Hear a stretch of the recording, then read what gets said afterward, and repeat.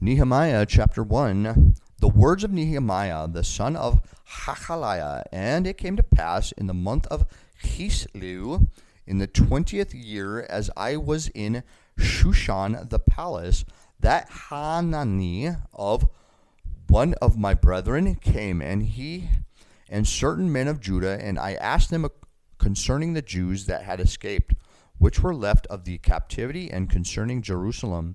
And they said unto me, the remnant that are left of the captivity there in the province are in great affliction and reproach. The wall of Jerusalem also is broken down, and the gates thereof are burned with fire. And it came to pass, when I heard these words, that I sat down and wept and mourned certain days, and fasted and prayed before the God of heaven, and said, I beseech thee, O Lord God of heaven, the great and terrible God, that keepeth covenant and mercy for them that love him and observe his commandments.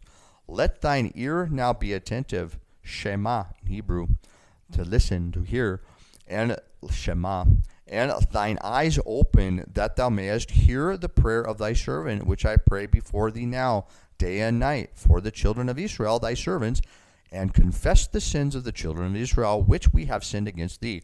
Both I and my father's house have sinned. We have dealt very corruptly against thee. We have not kept the commandments, nor the statutes, nor the judgments, which thou commandest thy servant Moses. Remember, record, I beseech thee, the word that thou commandest thy servant Moses, saying, if he transgress, I will scatter you abroad among the nations.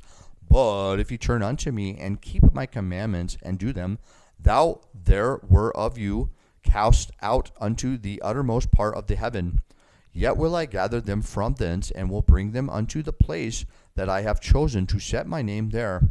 Now these are thy servants and thy people, whom thou hast redeemed by the great power, by thy great power, and by thy strong hand. O Lord, I beseech thee, let now thine ear be attentive to the prayer of thy servant, and to the prayer of thy servants, who desire to fear thy name, and prosper, I pray thee, thy servant this day, and grant him mercy in the sight of this man.